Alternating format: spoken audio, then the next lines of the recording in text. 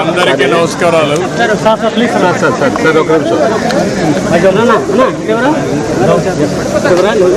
కలకత్తాలో జరిగినటువంటి సంఘటన పైన జాతీయ స్థాయిలో పెద్ద ఎత్తున డాక్టర్లందరూ కూడా నిరసన తెలియజేస్తున్నారు.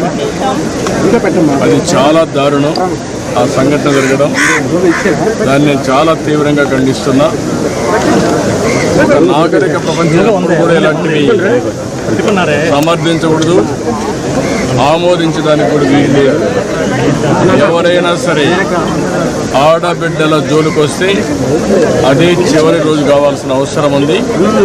అంత కఠినంగా యాక్ట్ చేస్తే తప్ప ఈ రాక్షసులు ఇష్టానుసారంగా బిహేవ్ చేసే పరిస్థితికి వస్తున్నారు. అందుకే ఈరోజు మన డాక్టర్లు అడుగుతున్నారు. అందులో కూడా డాక్టర్స్ అనేది ఒక పవిత్రమైన వృత్తి. జీవితంలో చాలా సంవత్సరాలు చదువుకుని పర్సనల్ లైఫ్ కానీ కనీసం ఫ్యామిలీ లైఫ్ లేకుండా ప్రజాసేవ కోసం ముందుకు పోతూ ఉంటారు. అలాంటి ఆడబిడ్డలకు సెక్యూరిటీ లేకుండా పోవడం చాలా దారుణం. అందుకే తప్పకుండా ఒక ప్రత్యేక చట్టాన్ని తీసుకొస్తాం. చట్టాన్ని తీసుకొచ్చి ఏదైతే కర్ణాటక చేశారో అలాంటి చట్టాన్ని తీసుకొచ్చి పగడ్బందీగా 7 సంవత్సరాలు జైలు శిక్ష పెట్టేట్టుగా తీసుకొస్తే అప్పుడే భయపడతారు.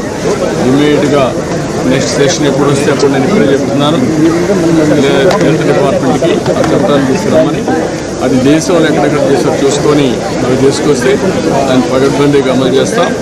డాక్టర్స్ కూడా ఒకటే విజ్ఞప్తి చేస్తున్నా, మీతో ఈ సంఘటనలో వేరే ఆలోచన లేదు, మీకు పూర్తిగా అండగా ఉంటాం.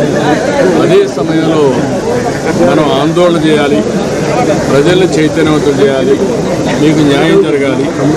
పేషెంట్లు ఇబ్బంది పడకుండా వాళ్ళు కూడా మనం చూసుకోవాల్సిన అవసరం ఉంది.